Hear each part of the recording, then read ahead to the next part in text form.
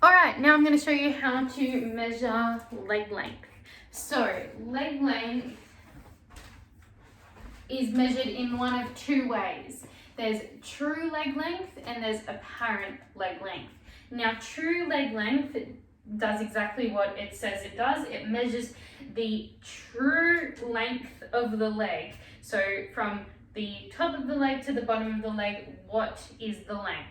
Whereas the apparent leg length takes into account things like the tilt of the pelvis or pronation of the foot, things that affect the length of our legs but aren't actually to do with the real, true length of the legs. Hope that makes sense.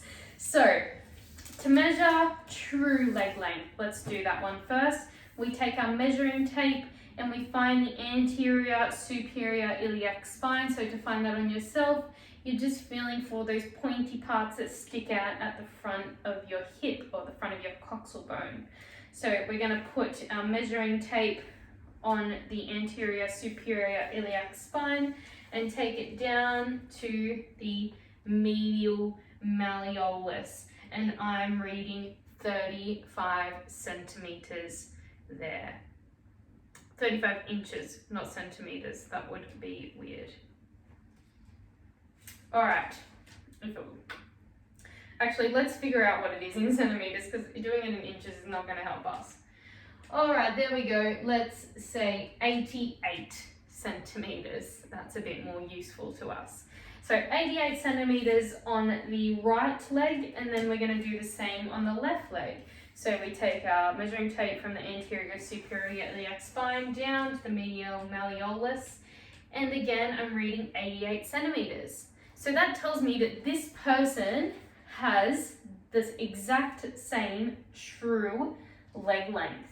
Now let's have a look at the apparent leg length.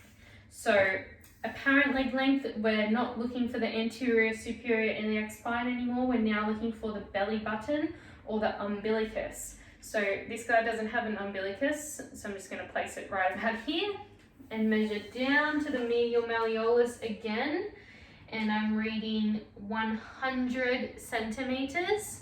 And I'm going to keep the measuring tape on the umbilicus and take it to the other side now. That's 98 centimeters.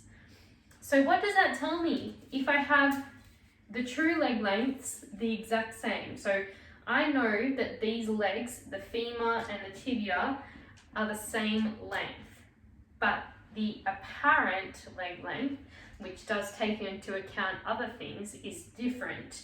So that may mean that this person has a tilt in their pelvis, so they bring one hip up to the side like that. So it seems that their legs are of different lengths, but that's actually not to do with the length of the leg at all. It's to do with the tilt of the pelvis. Or perhaps there's something going on at the other end of the extremity at the foot, and one of their feet is really flat, which makes one of their legs appear shorter than the other. So that's how I measure true and apparent leg length.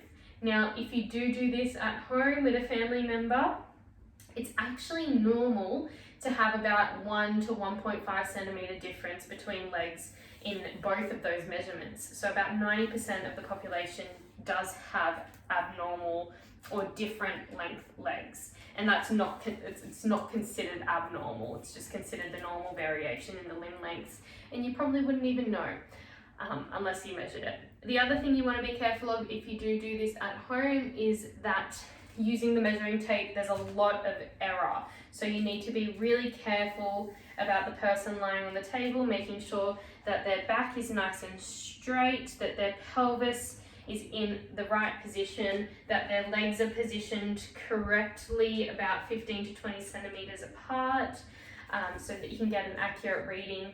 You also want to be careful of the belly button. Now, some people, their belly button or their umbilicus is not actually perfectly medial. Sometimes it goes out to the side, and that can affect the reading that you get. So always be aware of just human error in those measurements.